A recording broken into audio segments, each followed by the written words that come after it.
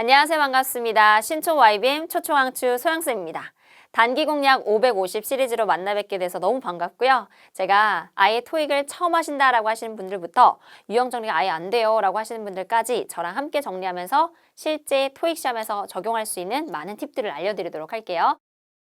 안녕하세요. 반갑습니다. RC로 만나 뵙는 소영쌤입니다. 오늘부터 RC 파트 한번 들어가 보도록 할 건데 말 그대로 읽기, 리딩 컴프레션이거든요.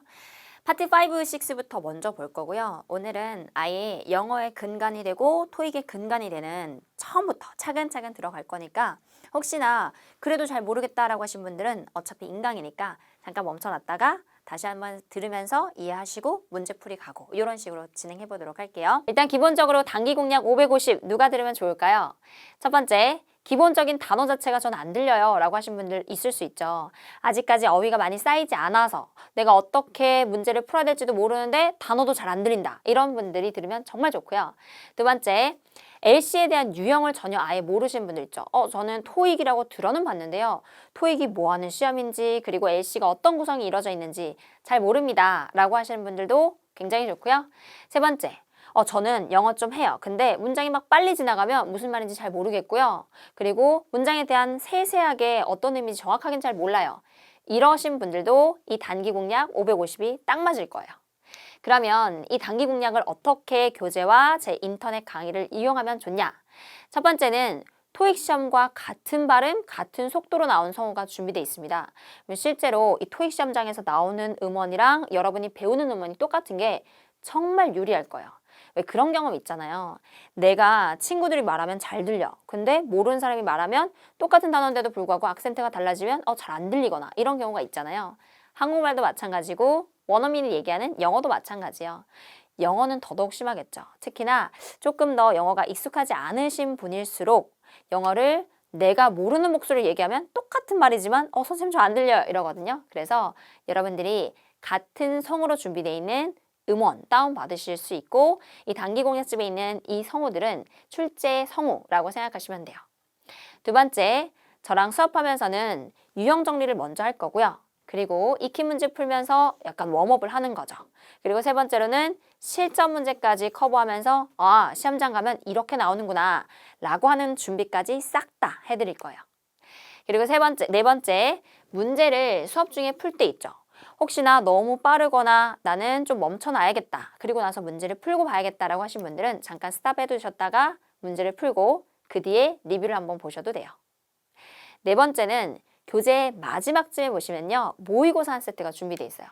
이 단기 공략 550의 시리즈를 여러분이 문제를 다 풀어보시고 저랑 수업도 다 들어보시고 나 이제 좀 실력 좀 갖춰졌어 라고 하신다면 이 별책 부록으로 들어가 있는 뒤쪽에 들어가 있는 뜯으셔서 모의고사를 한 세트를 뜯으셔서 그 부분을 풀어보면서 내가 이거 진짜 들으면서 이만큼의 실력이 쌓였구나 라는 걸 마지막으로 한번 확인해 보시면 좋을 거예요.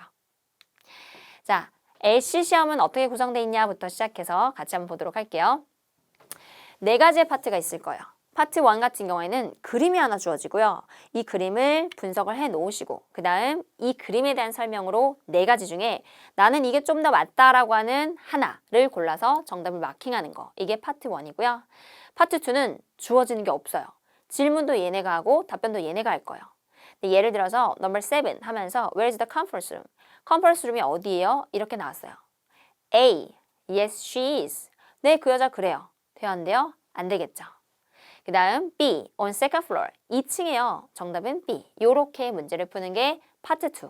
문장 짧은 문장에 대한 답변을 A, B, C 중에서 하나 골라내는 거. 이게 파트 2가 될 거고요. 그 다음 파트 3는 2명 또는 3명이서 서로 막 핑퐁으로 왔다 갔다 대화를 할 거예요. 그러면 그에 딸린 세 가지 문제를 여러분이 해결하는 거. 그게 파트 3고요. 파트 4는 한 사람이 호흡을 아주 길게 계속 얘기를 할 거예요. 한 담화를 끝내고 나면 여러분은 세 문제가 다 풀려 있어야 되는 그런 문제가 파트 4라고 생각하면 돼요. 아직까지는 정확하게는 잘 모르시겠지만 그래도 우리 파트 1부터 시작해서 파트 4까지 제가 잘 이끌어 드릴 테니까 여러분들은 잘 따라오기만 하시면 충분히 좋은 점수를 받을 수 있을 겁니다. 그러면 LC는 어떻게 하면 좋겠냐? 첫 번째, 제가 꼭 강조하는 것 중에 하나, 무조건 직청직해가 가능해야 합니다. 시험장 들어가면요. 절대로 2번 말해주는 사람이 아무도 없어. 딱 한 번밖에 얘기해주질 않아요. 그렇기 때문에 듣자마자 해석, 듣자마자 해석. 이걸 직청직해라고 하죠. 이게 강해야지만 토익에서 유리해요. 왜냐? 한 번밖에 말을 안 해주잖아요. 여러 번 말해주고 쓰여져 있으면 사실상 뭐 내가 영어 실력이 좋다라고 하면 다 풀 수 있어. 근데 한 번밖에 말해주지 않기 때문에 듣자마자 해석, 이 순발력도 굉장히 빨라야지만 되는 게 토익 LC입니다. 그 다음 두 번째, 쉐도잉이라고 하는 거 좀 많이 들어봤죠? 여러분, 여자분들 화장할 때 쉐도우라고 하잖아요. 그림자란 뜻으로 쓰인 건데 내가 그림자로 음영 처리하는 거지. 네, 누군가가 말할 때 그 뒤를 따라서 읽는 연습. 요게 쉐도잉이라고 생각하면 되고요. 이 쉐도잉은 LC의 종착점이라고 써 있죠. 무슨 소리냐? 제가 항상 강조하는 것 중에 하나, 말할 수 있으면 들려요. 선생님, 저는요 100번, 1000번 들었는데 입으로 말이 안 나와요. 사람 구조상 원래 그럴 수 있습니다. 근데 선생님 저는 3번 정도 말해봤는데 들리지가 않아요. 이런 건 말도 안 되는 소리예요. 그렇기 때문에 단어 하나가 잘 안 들린다 또는 난 잘 모르겠다 라고 하신다면 여러 번 따라 읽기를 하세요. 근데 성우가 말한 끝에 다 끝나고 나서 따라 읽는 게 아니라 여러분들은 함께 가는 거예요. 성우가 1, 2초 정도 뒤에 가고 여러분 뒤따라가면서 쉐도잉한다 생각하면 돼요. 게다가 쉐도잉할 때 꼭 조심하셔야 될 거, 우리는 발음 연습이 아니에요. 그렇기 때문에 쉐도잉하면서 머릿속으로는 해석까지 반드시 해주셔야 됩니다. 쉐도잉을 잘못하신 분들은 그냥 발음만 따라 읽으세요. 중요한 건 말하면서 머릿속의 의미를 다시 한 번 더 체크하는 거 굉장히 중요합니다. 그 다음 세 번째, 패턴 문장은 통째로 암기하기.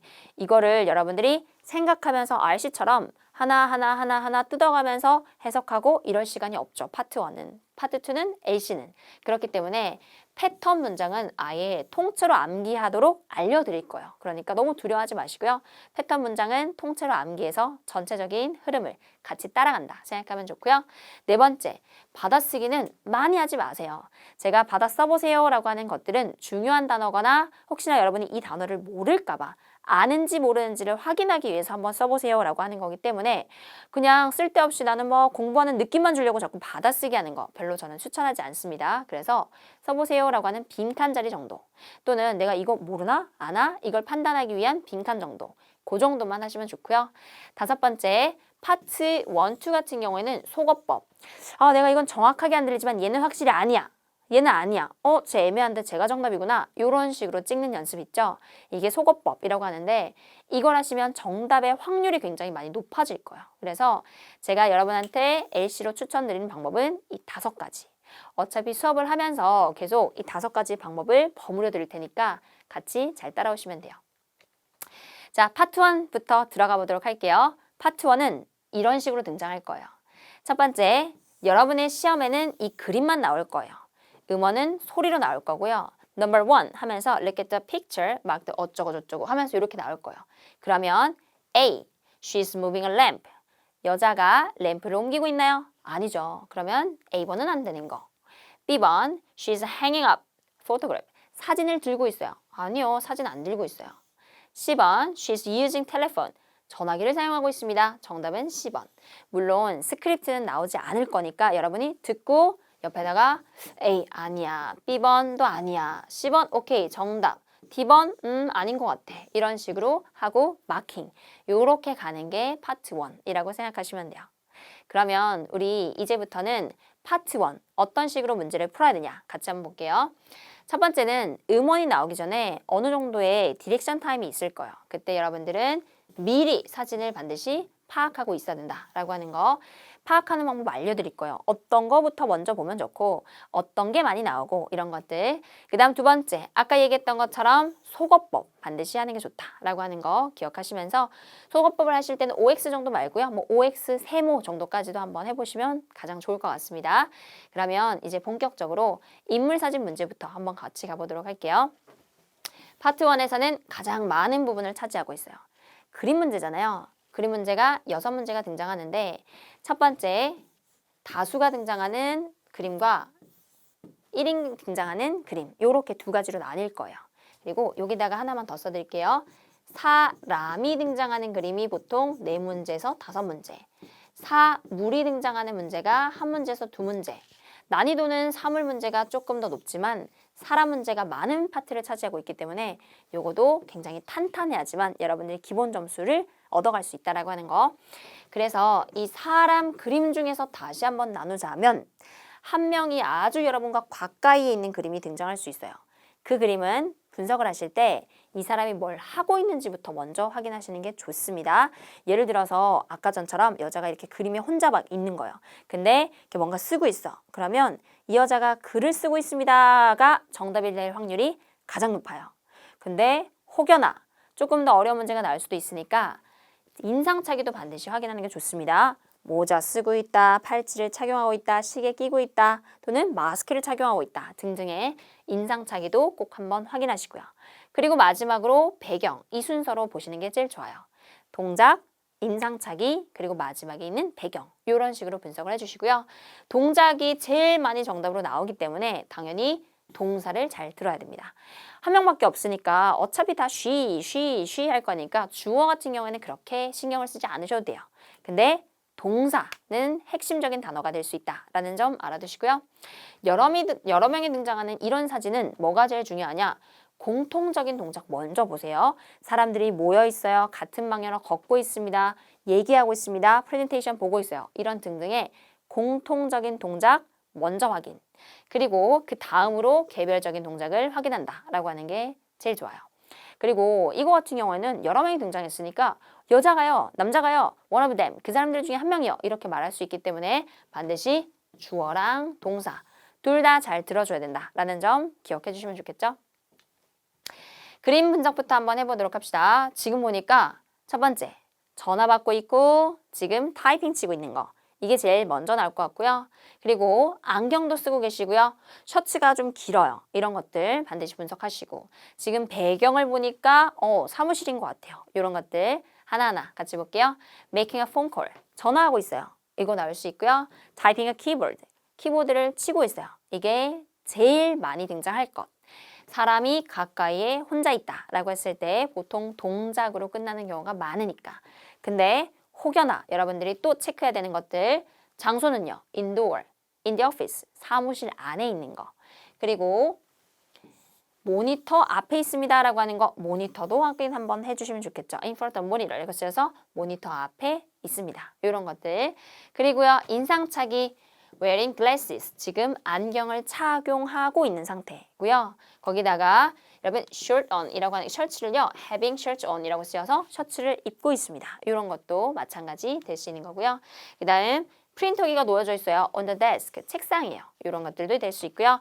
picture 사진이요. on the wall 벽에 걸려져 있습니다. 이런 것들도 나올 수가 있는 거겠죠. 이거를 항상 그림 문제에 음원이 나오기 전에 여러분이 미리 파악하고 있어야 된다라고 하는 점. 답변될 수 있는 거 한번 같이 볼까요? He's sitting, 앉아 있습니다. In front of monitor. 이라고 쓰여서 모니터 앞에 앉아 있습니다. 이런 것들. 그 다음 두 번째, talking, 얘기하고 있어요. 어디에 얘기하고 있어요? On the phone 이라고 쓰여서 he's talking on the phone. 전화로 얘기하고 있습니다. 그 다음 세 번째, wearing, 입고 있어요. 뭐를요? long sleeved shirt라고 쓰여서 긴 소매 옷을 입고 있습니다. 이런 것들도 될 수 있고요. There are나 there is는 해석하실 때나 들었을 때 이다 아니면 있다 이런 해석을 하시면 되고요. There are some pictures 사진들이 있어요. 뭐 사진들이 여러 개 있네요. 그러면 there are some pictures on the wall 이라고 쓰여서 벽에 사진이 있습니다. 이런 걸로 가시면 돼요. 그러면 이런 표현들이 어떤 게 있는지 저랑 한번 살펴볼 건데 이거를 그냥 대충 다 보면 알 것 같아요. 그러니까 우리는 이제 스크립트를 보지 않고요. 그냥 들어봤을 때 내가 이걸 한국어로 말할 수 있나 직청, 직해 테스트로 한번 이용해 보시면 좋습니다. 이거를 그냥 다 보면 알아요. 그러니까 듣고 이해하고 그리고 한 번 더 확인해 보시고 이렇게 가시면 좋을 것 같아요. 제가 지금부터 한 문장씩 들려드릴 테니까 여러분들이 듣고 한국어로 한번 써보세요. 의미를요. 첫 번째 Taking notes. 다시 한 번 더요. Taking notes. 자, 스크립트 보실까요? 뭐였어요? Taking notes. 메모를 하고 있습니다. 다시 한 번 더. Taking notes. 가능하면 우리 쉐도잉도 한번 해볼까요? 다시 한 번 더 저랑 성우를 따라서 1, 2초 정도 뒤로 가보도록 할게요. Taking notes. Taking notes. 다시 한 번 더요. Taking notes. Taking notes. 다시 한 번 더. Taking notes. Taking notes. 지금 메모하고 있습니다. 그 다음 두 번째. Holding a cup. 다시 한 번 더요. Holding a cup. 여러분 holding a cup이라고 했죠. 컵을 holding 잡고 있습니다. 한 번 더 확인해 보시고요. Holding a cup. 그 다음 Typing on a keyboard. typing on a keyboard. 키보드를 쓰고 있습니다. 타이핑 치고 있어요. 이런 의미. 다시 한 번 더. Typing on a keyboard. 자, 쉐도잉 해볼까요? 두 번만요.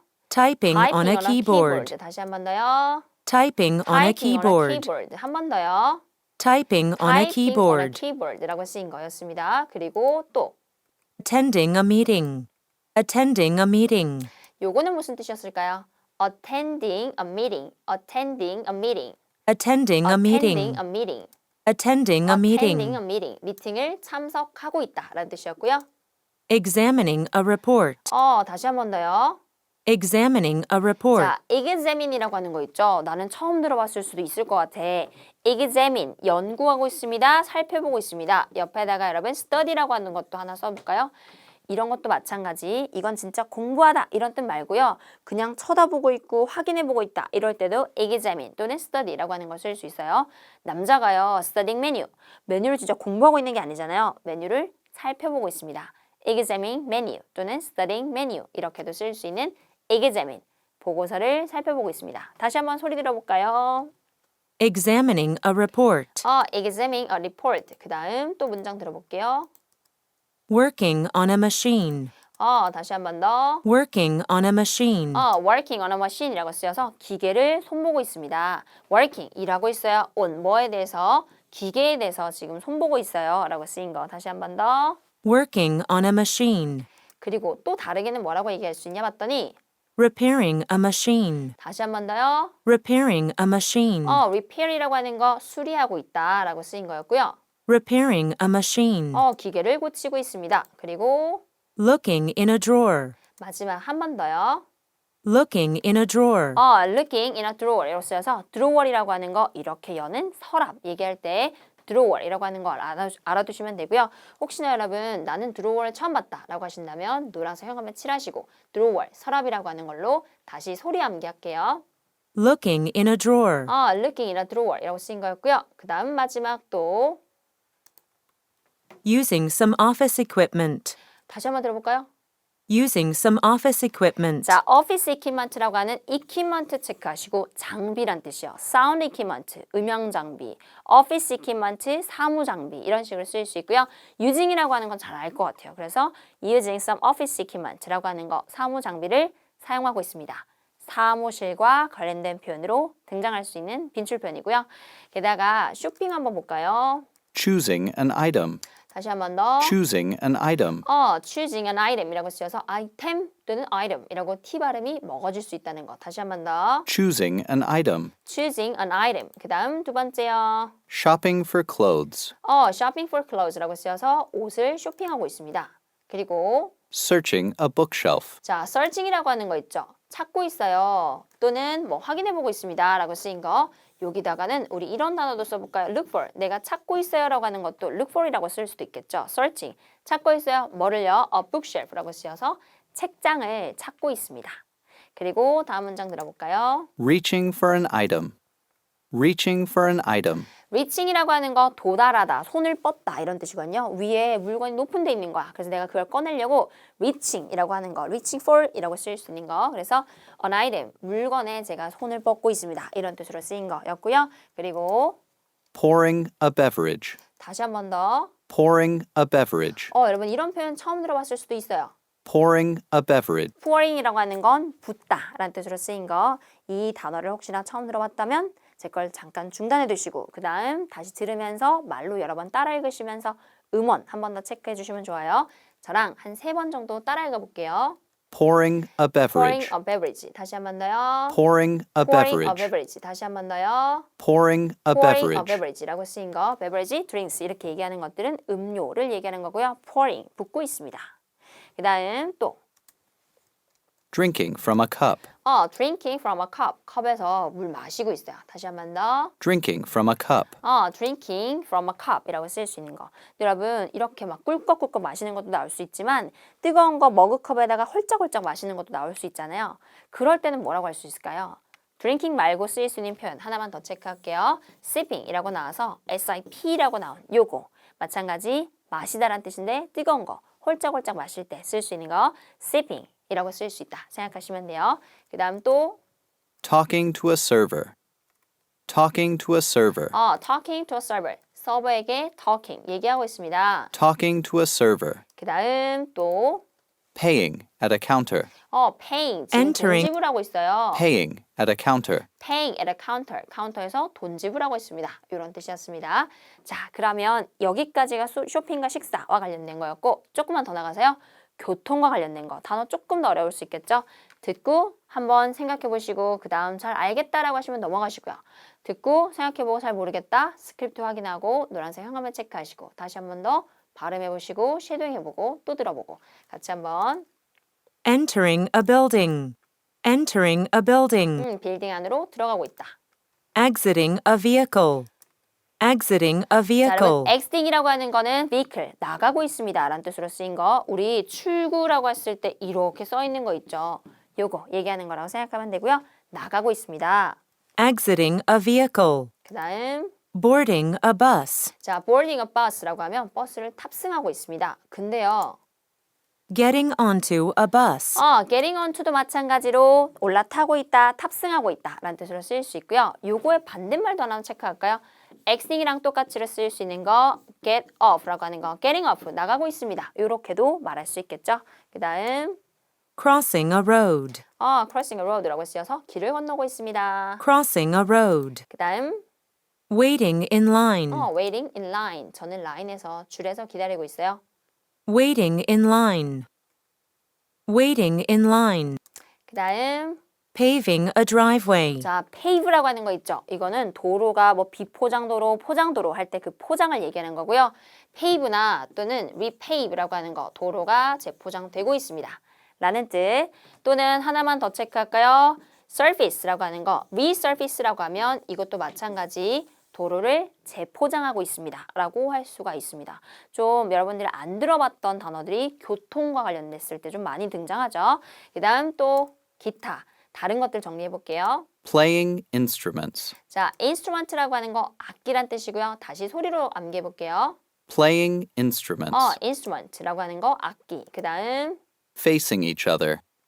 Facing each other. 자, face라고 하는 게 동사로 쓰면 마주보다. 근데 어떻게? each other, 서로 face, 마주보고 있습니다. 그 다음 Wiping a counter. Wiping a counter. 자, wiping이라고 하는 건 닦다란 뜻이요. 그래서 우리 차에 비 올 때 와이퍼라고 하죠. 그 wipe라고 하는 거 생각하시면 되고요. wiping a counter이라고 하면 카운터를 닦고 있습니다. 라고 쓰일 수 있고요. 그리고 Leaning over. leaning over, 기대다란 뜻입니다. Leaning over. 그 다음 Bending over. Bending over. bending over 마찬가지, 기울이다, 구부리고 있다 이런 뜻으로 쓰일 수 있고요. bending over to pick up the book, 책이 떨어져가지고요. 책을 잡기 위해서 bend over, 구부리고 있습니다. to pick up the book 이런 식으로 쓰일 수 있는 거. bend over, lean over 다시 한 번 더 들어볼까요? Bending over. 그 다음 Shaking hands. shaking hands라고 쓰여서 악수하고 있습니다. 그리고 Wearing a jacket. wearing jacket이라고 쓰여서 자켓을 착용하고 있는 상태. Loading boxes onto a cart. Loading boxes onto a cart. 자, 단어 하나 또 체크할까요? loading이라고 하는 건 짐을 싣다. 이거의 반대말도 나올 수 있겠죠? unloading이라고 하면 이거는 짐을 내리고 있다. 이런 뜻으로 쓰인 거. unloading some items from a truck. 트럭으로부터 물건을 내리고 있습니다. 이런 식으로. 그다음 다시 한번 또 들어볼까요?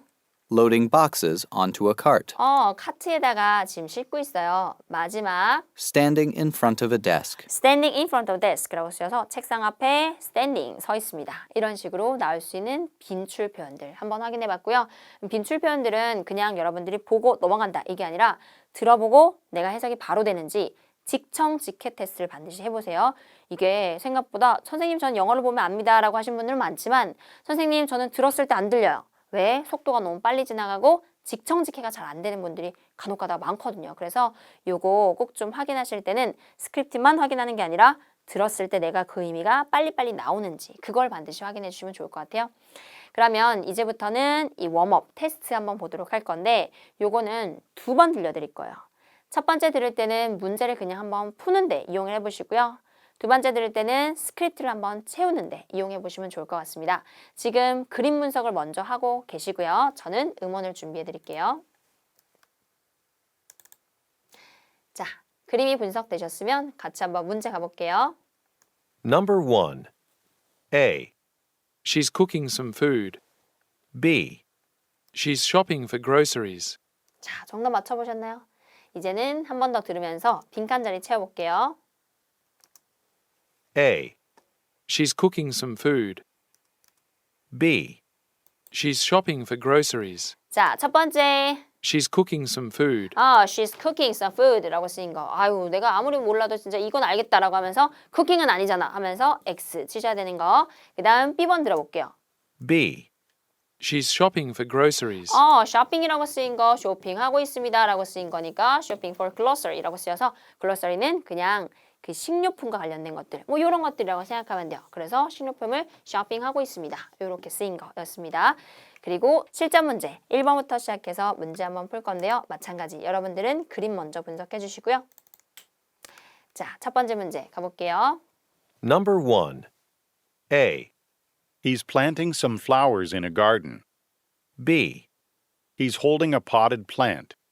C, He's parking a vehicle. D. He's putting on a jacket.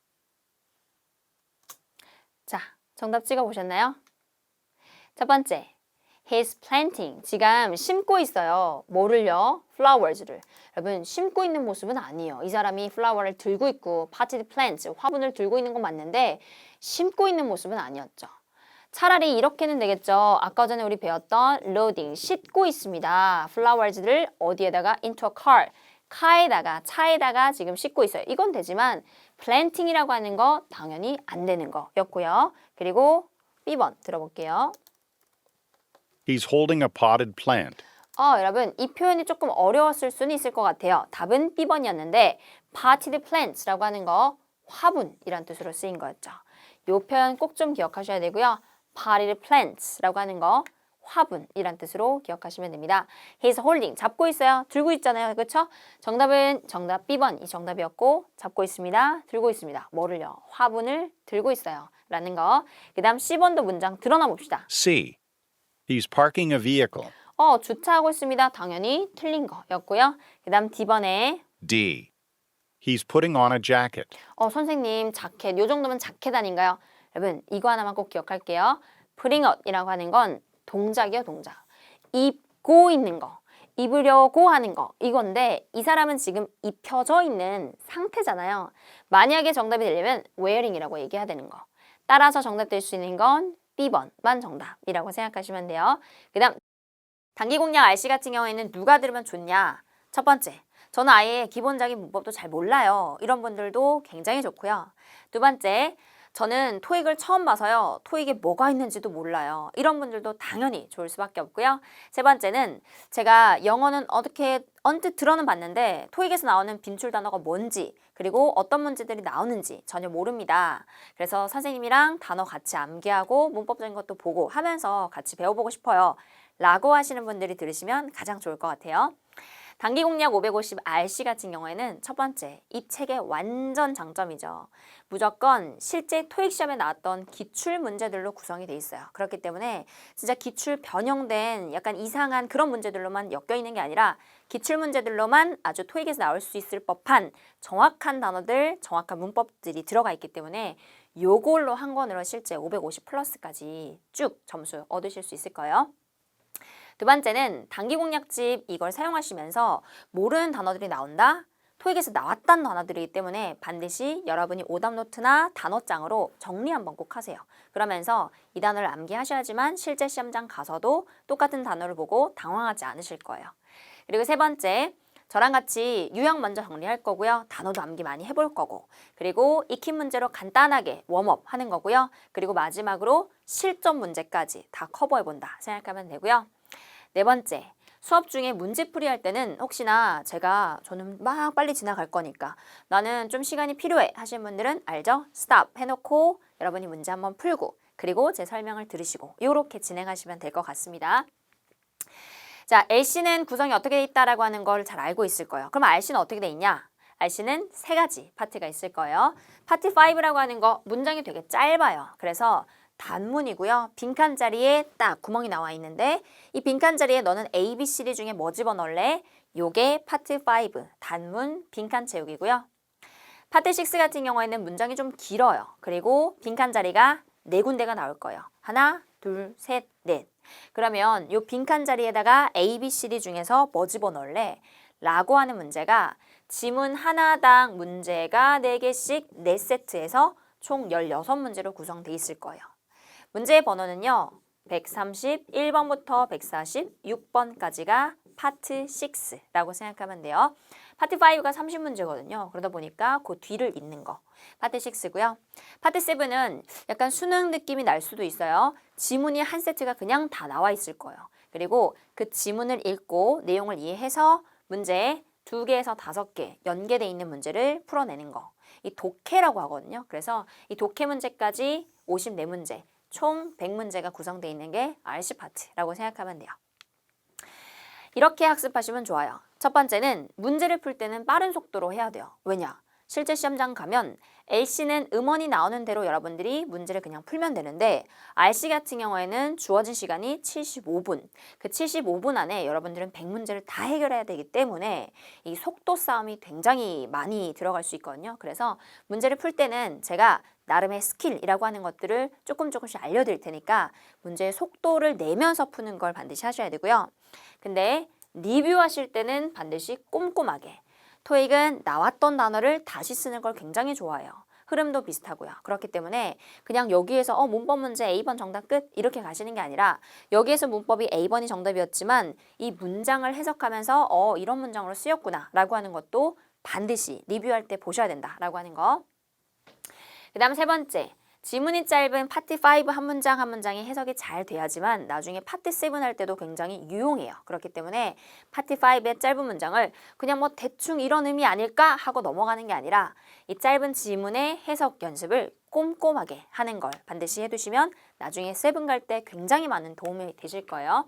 그 다음 아까도 말씀드렸죠. 몰랐던 단어들 오답 노트나 단어장에다가 정리하는 거. 근데 나는 단어장 따로 만들기 싫어 하시면 교재에다가 반드시 노란색 형광펜 체크하시고 그 단어 의미 쓰시고 이 단어랑 비슷한 단어는 뭐가 있었을까라고 하는 거 또는 내용의 해석은 어떻게 될까라고 하는 것까지 싹 다 해주시면 이 기출에 있는 단위 공략집을 정말 많이 활용하실 수가 있을 거예요.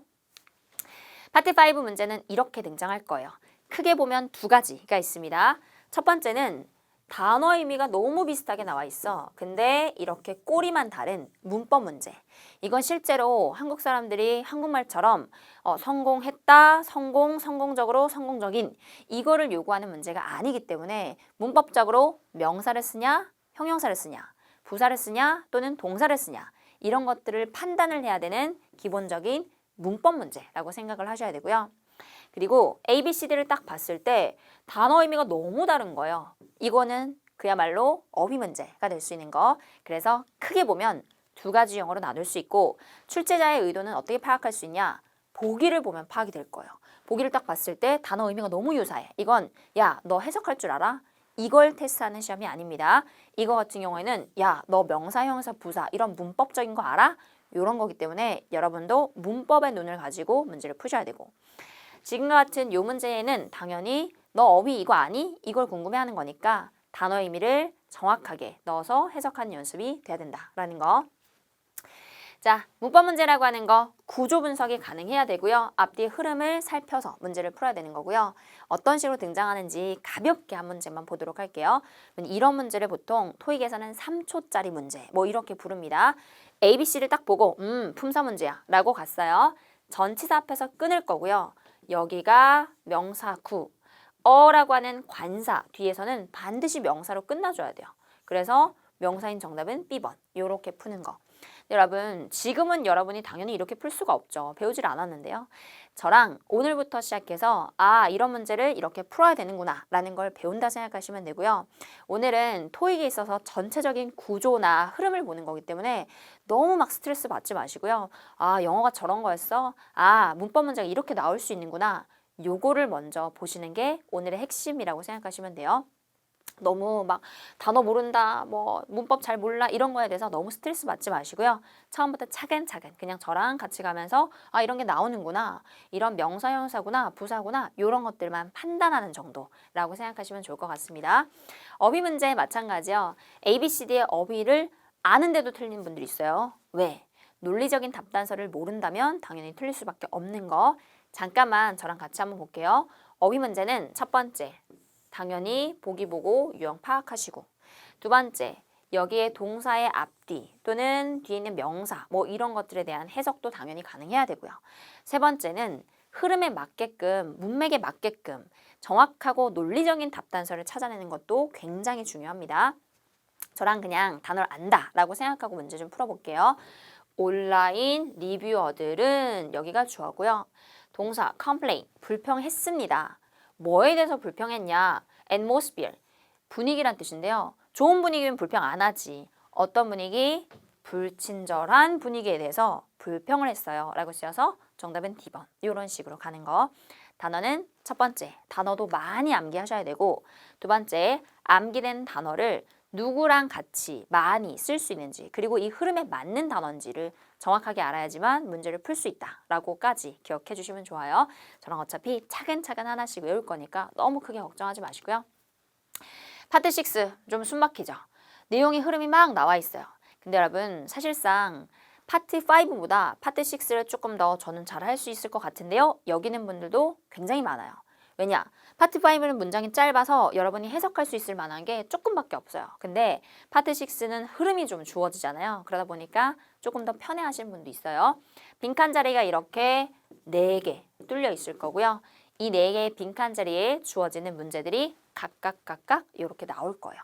이것도 문제 풀면서 같이 한번 보도록 할게요. 그 다음 어휘 문제 다시 한번 얘기 드리면, 어휘 문제는 해석 하셔야 되고, 빈칸 앞뒤로 정답을 암시하는 그 논리적인 단서 찾는 거 꼭 기억하셔야 되고요. 문법 문제는 문장의 구조 분석할 수 있어야 된다라고 하는 거, 요거까지만 기억하시면서 저랑 같이 이제 문법적인 요소부터 먼저 보도록 할게요. 요거 주어랑 동사는 기본적인 영어, 한국어 다 마찬가지요. 주어 동사는 있어야지만 문장이 구성이 된다라고 생각하면 되고요. 자, 이거 하기 전에 제가 잠깐 이런 거 보여드리고 있는데, 이거는 여러분 필기할 필요가 없고요. 그냥 쭉 한번 들어보세요. 사실상 제가 여러분한테 문법을 가르쳐 드리면서 나는 문법이 필요한지 알 것 같았어요. 근데 문법이 필요하다라고 하는 걸 저는 알겠는데 학생들한테 도대체 뭐라고 설명해 줘야 되지? 라고 하는 걸 되게 많이 생각해 보면서 제가 옛날에 이런 문장을 본 적이 있었거든요. 나도 정말 놀랐어요. 영어는 이런 게 진짜 안 되잖아. 안 되잖아. 영어는 진짜 이런 거. 이런 거 안 되잖아. 진짜 영어는 진짜 안 되잖아. 영어는 이런 거. 진짜 말 그대로 영어는 이게 불가능하더라고요. 한국어 같은 경우에는 1번, 2번, 3번, 4번 어떤 문장이건 의미하는 바는 사실상 똑같죠. 영어는 이게 안 됩니다. 라고 하는 거. 한국어는 구조가 바뀌어도 의미는 무조건 동일해요. 근데 영어 같은 경우에는 주어, 동사, 목적어 순서가 정해져 있어요. 가방이란 단어가 여기 들어가기 시작하면 신기하게도 여러분들은 가방은 무엇을 어떻게 했다라고 해석을 해야 되고, 가방이란 단어가 혹시나 동사의 뒷자리에 똑같은 단어지만 여기 들어가요. 그러면 누군가가 가방을 어떻게 했다, 이렇게 해석을 해야 되는 거죠. 영어는 구조의 언어라서 사실상 한국말에는 있는 게 영어에는 없어요. 뭐가 없을까요? 은는이가 을들에게 뭐뭐 하다, 이다, 했다 이런 등등의 단어들이 영어는 따라다니질 않아요. 그러면 얘네들은 은는이가를 어떻게 파악하냐? 구조적인 걸로 이 자리 들어가면 너는 은는이가를 붙여서 해석해야 돼 라고 하는 구조를 통해서 알려주는 거예요. 그러다 보니까 우리가 처음에 영어 시작할 때 뭣도 모르는데 갑자기 초등학생 때 막 1형식이요, 2형식이요. 난 도대체 이걸 왜 배우는지 몰랐어. 근데 제가 강의하게 되면서 아, 이래서 이게 필요했구나 라고 하는 걸 저도 많이 깨달았거든요. 그래서 여러분, 형식이라고 하는 건 영어의 아예 근간이에요. 이걸 모르고서야 영어는 해석이 잘 안 될 거예요. 그래서 보통 한국 사람들이 많이 빠지는 실수가 뭐냐면, 선생님 저는 단어를 막 찾아가지고 그냥 집어넣어 봤는데 이상한 해석이 나와요. 당연할 수밖에 없죠. 영어는 구조를 모르면 해석이 엉망진창이 될 수밖에 없어요. 그냥 본인이 원하는 걸로 자꾸 소설을 쓰는 거죠. 그래서 저랑 기본 토대가 되는 영어의 구조 먼저 배우고요. 그러니까 간단하게만 아시면 돼요. 아, 이런 구조에 이런 게 나오면 은는이가 붙여야 되고 여기에 나오면 뭐뭐 하다 붙여야 되고 여기에 나오면 을르를 붙여야 되는구나. 단어 의미는 찾으면 돼요. 그렇지만 구조는 배우지 않고서야 이 문장의 구조를 알 수가 없는 거. 그래서 저랑 이 형식적인 것들 그냥 간단하게 같이 저랑 보도록 할게요. 제가 지금 문장 하나 썼는데요. I bought a gift. 저 선물 샀어요. 일단은 무조건 영어의 핵심은 동사. 동사를 찾고 앞에다가 은는을 붙이셔서 해석을 하시고요. 뒤에다가 을을 붙여서 해석한다 생각하면 돼요. 보통 1형식부터 5형식까지 5가지 형식 중에서 가장 많이 나오는 건 3형식이라고 생각하면 되고 주어, 동사, 목적어. 문장이 지금 말이 다 끝난 거죠. 그래서 다시 한번 보자면 이 형식이 가장 많이 쓰이고요.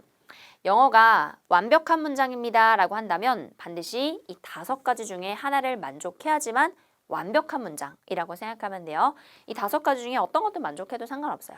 주어, 동사, 목적어 요게 가장 많이 쓰이는 거.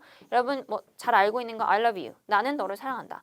그 누구도 은는이가 써있지 않아 사실은. 근데 우리는 동사의 앞자리 나온 걸 가지고 은는 붙이는 거고요. 동사의 뒷자리에다가 을을 붙이는 거. 요 구조를 파악하실 수 있어야 되는 거. 그러면 구조 다시 한번 보자면 내가 가방을 샀어요. 이렇게 I bought a gift 라고 얘기했어요. 또는 I bought a gift 선물을 샀어요. 이렇게 얘기를 했네요.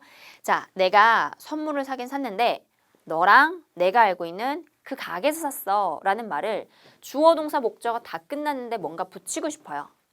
가게, 오케이, the shop 이라고 나올 수 있어요. 가게에서 샀다. I bought a gift 나왔고 가게, the shop 말이 좀 이상하죠. 앞에다가 뭐 붙여요? 보통 전치사를 붙이죠. 제가 전치사를 왜 얘기하냐? 여러분들이 문장 만들 때도 똑같습니다. 주어 동사 목적어 다 끝났어. 근데 내가 뭔가가 명사를 추가하고 싶다. 라고 할 때 쓰는 게 전치사라고 생각하면 돼요. 전치사 뒤에 명사. 문장을 장문하시거나 뭐 스피킹 하시거나 마찬가지입니다. 주어, 동사, 목적어. 문장을 다 만들었는데 내가 명사를 추가하고 싶다. 그때 쓰는 게 전치사. 그냥 나 일요일에 샀어. 말해봅시다. on Sunday 라고 하면 되잖아요. 일요일이라고 하는 요일을 나타내는 명사 붙이려고. 저 서울에서 샀어요. 서울이라는 고유명사 뭐 쓰면 돼요? in 서울 이렇게 쓰면 되겠죠. 다시 한번 얘기하자면 문장이 완벽하게 다 나왔는데 명사를 추가하고 싶다 라고 할 때 쓰는 게 뭐다? 전치사라고 생각하시면 돼요. 그러면 나 문장이 다 만들었어. I bought a gift. 저 선물 샀어요. 근데 왜 샀냐면 하면서 문장을 연결하고 싶은 거예요. 그럴 때 쓰는 게 뭐다? 접속사. 여기 앞에서 딱 끊으시고요. Because I will give you. 나 너한테 그냥 주려고 샀어. 이렇게 말하는 것처럼요. 그래서 I bought a gift because I will give you 라고 하는 거. 이런 문장도 만들 수 있겠죠. 접속사라고 하는 건 다시 한 번 더 문장을 연결할 때 요럴 때 쓸 수 있는 게 접속사라고 생각하면 돼요. 그럼 여러분 이쯤에서 거꾸로 얘기해 볼게요. 전치사가 나왔다라고 하는 말은 앞에 문장의 구성이 완벽하다라는 소리랑 똑같을 거예요. 그래서 제가 문장을 끊을 때는 항상 전치사 앞에서 끊으세요. 이렇게 얘기를 할 거예요. 끊으라는 말은 앞에 문장과 이 뒤에 문장은 전혀 상관이 없는 문법적인 요소가 될 수 있다라고 하는 거. 전치사 앞에 끊고. 전치사라고 하는 건 묶어주셔도 되고요. 아니면 빼셔도 상관없고. 이렇게. 그 다음 문장 좀 더 연결해 볼게요. 주어, 동사, 목적어 다 나왔어요. 근데 나는 주어가 똑같아서 주어는 붙일 필요가 없고 그냥 동사만 붙이고 싶어 라고 할 때 쓰는 게 투부정사예요. I bought a gift. 저 샀어요. To give you. 나 너한테 주기 위해서 샀어요. 요렇게 쓸 수 있는 거. 그래서 제가 수업하면서 지금부터 계속해서 여러분 전접 투콤 끊으세요. 이렇게 얘기를 할 거예요. 전치사가 나왔다는 말은 전치사 앞에서 요렇게 끊는 거. 전치사가 나왔다는 말은 이 뒤에 구조랑 여기 앞에 있는 구조랑 전혀 상관이 없는 거. 따라서 여기 앞에 만약에 빈칸 자리요. 문법적으로 여기 끊어주고 뒤에는 아무 말이 없다라고 생각하셔도 돼요. 그래서 요런 게 기본적인 영어의 근간이 되는 뿌리라고 생각하시면 되고요. 문장 항상 전접 투콤에 끊는 거. 전접 투콤에 끊는다 생각하면 돼요. 1형식부터 그냥 대략적으로 한번 볼게요. 보통 1형식을 자동사라고 얘기를 하죠. 자립하는 동사인 거예요. 목적어 굳이 필요 없어. 나는 그냥 혼자서도 쓸 수 있는 거야 라고 하는 거. 가오리 work 증감이라고 돼 있는데 요거는 한번 쭉 보시면서 아, 이런 게 자동사로 쓰일 수 있는구나 생각하시면 되고요. 그러면 요런 거 한번 문장 만들어 볼까요? 내가 학교에 가요. 수요일마다. 이렇게 얘기를 할 때 I go school이요? I go to school이요? I go to school이죠. I go to school. 왜 이렇게 쓸까요? 자, 마찬가지요. 사실은 이게 타동사였다면 이 전치사가 필요 없어요. 전치사 앞에 딱 끊어보니까 주어, 동사로 문장의 구성이 완벽해지는 자동사이기 때문에 명사를 추가할 거면 너는 전치사를 쓰고 명사를 써야 돼 라고 하는 구조로 자동사는 문장이 여기서 끝날 수 있는 것들, 이런 것들이 자동사가 될 수 있다라는 거. 반드시 이런 것들이 자동사다는 아니고요. 얘네들이 자동사가 될 수 있다라는 점. 세상에 자동사가 많냐 타동사가 많냐라고 한다면 타동사가 훨씬 더 많아요. 그래서 여러분들이 타동사를 암기할 수는 없기 때문에 얘네들이 자동사도 되는구나 라는 점을 꼭 기억하셔야 됩니다. 물론 얘네들은 막 타동사로도 쓸 수 있거든요. 그렇기 때문에 얘네들 자동사가 될 수 있다라는 것만 기억하시고요. 이 형식은 그럼 뭐냐? 얘도 보통 이 형식의 자동사라고 얘기하는데 요거는 오늘 당장 지금 바로 암기 좀 합시다. 네 가지의 자동사, 이 형식 자동사가 있고요. 그 중에 대표적인 거 비동사. be, remain, become, seem. 자, 지금같이 저랑 따라하면서 be, remain, become, seem. 얘네들은 이 형식의 자동사고요. 이 형식의 자동사는 조금 도와주는 보어가 있어야 돼요. 주로 형용사가 되는 거. 야, 걔 예뻐. 또는 야, 너 예뻐. You are pretty 라고 얘기하는 것처럼 이 비동사의 뒤에는 형용사가 나온다 라고 하는 거. 기본적인 건 형용사를 좀 많이 쓰는 편이에요. 거의 여러분들이 시험장 들어가서 비동사 나왔다, 형용사 이렇게 찍어도 될 만큼 비동사 뒤에는 형용사가 가장 많은 부분을 차지하고 있습니다. 근데 명사도 쓸 수는 있어요. 나 여자예요. I'm a girl 이라고 얘기하는 것처럼 이렇게 주어랑 보어에 있는 명사랑 100% 일치한다 라고 했을 때는 명사도 가능하다라는 거.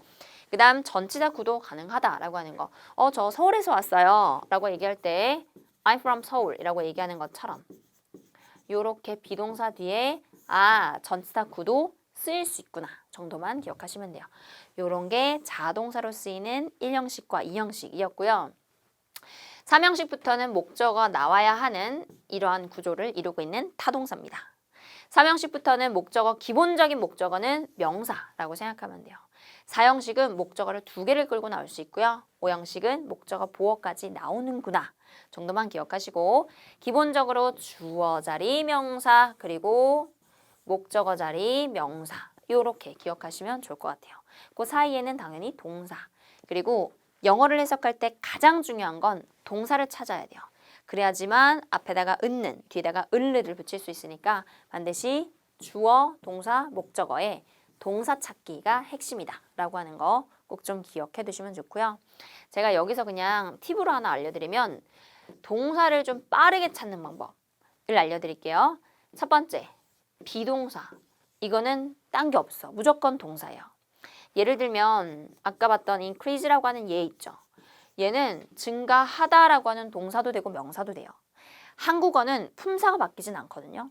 배라고 하면 먹는 배, 신체 부위 배, 타는 배. 의미는 달라질 수 있지만 갑자기 배가 배하다 이렇게 품사가 바뀌진 않지만 영어는 품사가 왔다 갔다 거려요. 그래서 이게 내가 증가하다라고 해석해야 될지 증가라고 해석해야 될지 좀 헷갈리는 경우가 굉장히 많거든요. 근데 비동사는 헷갈릴 수가 없어. am, are, is, was, were 이거 무조건 비동사의 동사잖아요. 그렇기 때문에 동사를 찾을 때는 비동사 먼저 찾아보시고요. 두 번째, 조동사. 조동사라고 하는 거는 may나 can 또는 could, should 이런 것들인데 조동사 뒤에는 항상 동사 원형을 써야 된다라고 하는 영어적인 불변의 원칙이 있기 때문에 조동사를 찾으면 동사를 빨리 찾을 수 있어요. 그리고 세 번째, please라고 하는 거 명령문이죠. 이거 뒤에도 무조건 동사 원형을 써야 되는 불변의 원칙이 있죠. 그러다 보니까 이렇게 세 가지가 나오면 기본적으로 동사구나 라고 생각하면 조금 더 빠르게 동사를 찾을 수 있을 겁니다. 이렇게 세 가지였고요. 자, 지금부터 주어, 동사, 목적어, 보어, 수식어 뭐 이런 것들 한번 볼 건데 가볍게 그냥 읽어볼게요. 주어라고 하는 건 주체, 결국에는 은는 이가가 될 수 있는 거고 누구 앞에? 동사 앞에 있다. 우리는 이렇게 해석하는 거. 동사라고 하는 건요. 동작을 얘기하는 거, 상태를 표현하는 거. 그래서 내가 뭐 한다, 말한다, 간다 이런 것들이라고 생각하면 되고요. 주어에 보통 뒷자리 있겠죠. 목적어는 을을로 해석되는 거고요. 동사의 뒷자리라고 생각하면 돼요. 그래서 주어, 동사, 목적어 요 정도 먼저 기억해 주시고요. 그리고 주어가 될 수 있는 것들 품사 한번 볼게요. 명사, 구, 동명사, 대명사 다 마찬가지. 명사라고 하는 것들은 주어 자리, 목적어 자리 들어갈 수 있다라고 하는 거 아까 체크해 드렸고요. 동사라고 하는 건 총 3가지가 있죠. 비동사, 일반 동사, 조동사 이렇게 3가지 정도 있구나 정도 해석할 때는 뭐뭐 하다 또는 뭐뭐 이다 이런 식으로 해석되는 것들이라고 기억하시면 되고 동사 뒷자리에는 목적어. 여러분 지금부터 저랑 수업할 때는 제가 여러분 목적어죠 라고 하면 여러분이 기억해야 되는 건 2가지. 첫 번째 명사구나. 두 번째 을을 넣어서 해석해야 되는구나. 요걸 기억하셔야 돼요. 무엇을. 샌드라 씨가요 made a presentation. 프레젠테이션을 했습니다. 프레젠테이션을이라고 하는 요렇게 해석을 할 수 있어야 되는 거. 제가 목적어 하면 목적어구나 이게 아니라 목적어 을을 넣어서 해석하는 거 요거를 꼭 좀 기억해야 된다라는 점. 수식어는 보통 형용사나 부사죠. 그래서 요런 것들. 자, 동사부터 찾는 거야. 동사 찾았어. 그러면 얘가 주어. 새로운 매니저는 이라고 해석했죠. 근데 여러분 매니저는 매니저인데 새로운 매니저 이렇게 쓸 수 있는 것들이고요. 사실상 혹시나 파티 5에서 빈칸 자리가 여기예요. 그러면 이게 어떤 매니저인지 수식어고는 크게 신경을 쓰지 마세요. 새로운 매니저인지 옛날 매니저인지 내가 알 바야. 그냥 매니저는 여기만 신경 쓰시면 되니까 매니저는 전화했습니다. 어제 이런 식으로 이렇게 새로운 이런 것들이 또는 어제 이런 것들이 꾸며주는 말들. 그래서 파트 5에서는 가지치기 할 때 아예 쳐버릴 수 있는 그런 단어라고 생각하면 될 것 같습니다. 수식어구들 마찬가지 전치사 플러스 명사 이런 것도 수식어구가 될 수 있겠죠. 새로운 매니저. 알바야? 아니에요. 매니저는 이라고 쓰인 거. 너 어디에 있는? 세일즈 디파트먼트에 있는 매니저는 알바야? 세일즈에 있는지 마케팅에 있는지 필요 없고 전화했습니다. 어제 전화했다. 뭐 이런 걸로 나올 수 있는 거. 그래서 이런 것들이 수식어구라고 생각하면 되고요. 수식어구는 파트 5 할 때 많이 삭제하시면서 보는 게 제일 논리적이에요. 이렇게 등장할 수 있는 거. 자, 그러면 우리 기출 어휘들 실제로 많이 나왔던 것들 같이 보고요. 문제 한번 또 들어가 보도록 할게요. 여러분들이 잘 모르는 건 이런 것들 될 수 있을 것 같아요. access라고 하는 거. 근데 이거 본 적 있어. 어디서 본 적 있냐면 컴퓨터 내가 딱 하려고 하면은 갑자기 팝업창이 딱 뜨면서 액세스가 거부되었습니다. 뭐 이렇게 뜨죠. 그 액세스라고 생각하면 돼요. access라고 발음될 거고요. 동사도 되고 명사도 돼요. 접근 또는 이용하다라는 뜻으로 쓰인 거. 접근 거부됐다. 너 지금 이거 클릭 안 돼. 이렇게 얘기하는 걸로 쓰일 수 있고요. demand라고 하는 거 명사로는 수요, 동사로는 요구하다. 그러니까 보시죠. 이거 보면은 영어 같은 경우에는 품사가 막 왔다 갔다 거려요. 그러다 보니까 막 해석이 왔다 갔다 거리고 단어는 알 것 같은데 해석이 막 자꾸 이상해지고 이런 경우가 굉장히 많거든요. 구조를 파악할 수 있어야 돼요. 이게 동사 자리냐, 주어 자리냐 이런 것들이 파악이 돼야지만 기본적으로 문제를 잘 풀 수 있다라고 하는 거. 그 다음 토익에 빠지지 않고 나오는 단어 inspection, 점검, 검사라고 하는 이런 것들 마찬가지. inspect라고 하는 거. 이게 동사로 쓰면 점검하다. inspection 하면은 점검, 조사. 우리 회사에 안전점검이 나왔어요. 이렇게 얘기할 때 점검이라는 뜻으로 쓰일 수 있고요. 그 다음 assistant라고 하는 거 안내원, 수행원이라고 쓰일 수 있고요. applicant라고 하는 거 우리 LC보다는 RC가 조금 더 비즈니스 영어가 많이 들어가 있거든요. 지원자, 후보자, 이력서 냈다, 회사의 매출액이 어땠다, 저땠다 이런 것들 나오면서 applicant, 지원자 이런 식으로 쓰일 수 있는 거. supervisor라고 하는 거 감독관, 상사라는 뜻으로 쓰인 거. 요거 한 번만 보시겠어요? 여러분 supervise라고 하는 거 있죠? 이게 감독하다라는 뜻의 동사거든요. 사실은 VIS 들어가는 단어들은 영어에서 눈과 관련돼 있어요. 그래서 우리 비주얼 센터 하면서 비주얼이라고 얘기했을 때 시각의, 시야의라는 뜻이죠. 근데 supervise라고 하면 위에서 나를 쳐다본다. 즉 감독한다라는 뜻으로 쓰인 거. 근데 감독하는, 위에서 나를 쳐다보는 사람, supervisor이라고 하면 이거는 상사. 라고 쓰일 수 있는 거, 슈퍼바이저, 감독관, 상사 또는 매니저이라고 얘기할 수도 있고요.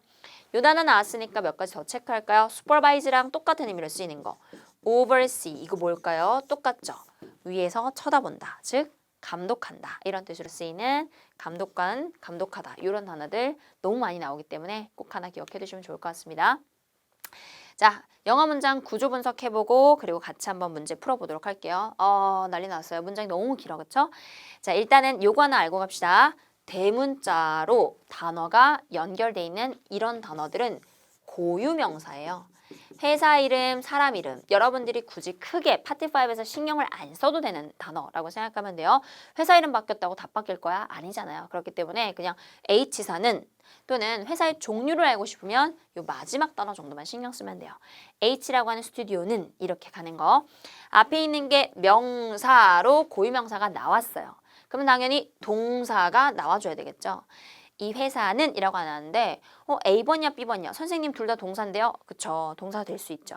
네, 여러분 수일치에 맞춰서 이 고유명사는 무조건 3인칭 단수 it이라고 생각하시면 돼요. 그냥 사람 이름 3인칭 단수 따라서 정답 될 수 있는 건 B번. 이 회사는요 제공합니다. 뭐를요? 고객들에게, 그 회사의 고객들에게 무엇을? 20%의 디스카운트를 제공합니다. 오빠는 4형식 동사로서 누구누구에게 무엇을 제공하다. 이렇게 쓸 수가 있거든요. 얘는 문법적인 문제로 사실상 지금은 여러분 잘 못 푸실 수 있어요. 걱정하지 마세요. 우리 동사 파트에 들어가면 사실상 이게 수일치 맞추는 방법도 같이 볼 거고 하기 때문에 선생님 저 잘 모르는데요. 괜찮습니다. 그냥 여기에 동사가 들어가는구나. 이렇게 고유명사가 나오면 3인칭 단수라고 하는구나. 이 정도만 들으시고요. 이 회사가 제공합니다. 라고 했던 B번 이 정답이 되는 거였고요. 또 한 문제 가볼게요. A, B, C, D 확인했어요. 무슨 문제? 문법 문제. will send 동사로 나온 거. 동사의 뒷자리는 뭐다? 목적어, 명사 써야 되는 거. 따라서 션 끝나는 정답은 D번이 정답. 이 사람의 또는 여러분 대문자로 연결됐으니까 회사 이름이네요. 이시라고 생각하면 돼요. 이 회사가요 will send 보낼 겁니다. 뭐를요? 확인서를 보낼 겁니다. 라고 쓰여서 정답은 D번. 목적어 자리는 명사. 해석은 을를로 해석. 이 회사가 보낼 겁니다. 뭐를 보낼 거다? 이 확인서를 보낼 거다. 이런 식으로 쓰인 거. 오늘 했던 건 사실상 난이도가 너무 많이 어려울 거예요.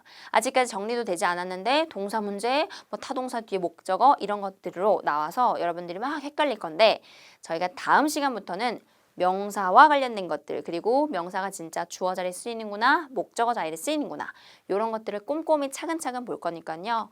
오늘 했던 강의는 너무 스트레스 받지 마시고요. 문제까지도 이 문제 혹시나 잘 못 풀겠다 우리가 명사, 형용사, 부사 다 끝내고 나서 다시 한번 보세요. 그때 이해가 가실 수도 있어요. 그래서 요거는 앞에 썼던 문장 구조가 이렇게 생겼구나 라는 것들을 먼저 판단해 보는 데 쓰시고요. 그리고 이 끝내고 나서 다시 한번 또 강의 들으시면서 그래서 이렇게 된 거였구나 라고 하는 걸 이해하시면 조금 더 좋을 것 같아요. 일단 오늘은 여기까지 하도록 할 거고요. 우리 다음 시간부터 명사, 형용사, 부사 같이 한번 또 해보도록 할게요. 오늘 여기까지 할게요. 수고하셨습니다.